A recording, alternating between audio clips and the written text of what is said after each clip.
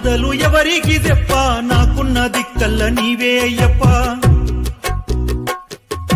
బంగారు గుడిలోన కూసుంటే ఎట్ట పంచగిరులు దాటి రావేమి ఇట్ట నాకున్న బాధలు ఎవరికి చెప్ప నాకున్న దిక్కల్ల నీవే అయ్యప్ప బంగారు గుడిలోన కూసుంటే ఎట్ట పంచగిరులు దాటి రావేమి ఇట్ట కన్నీటితో రాయనా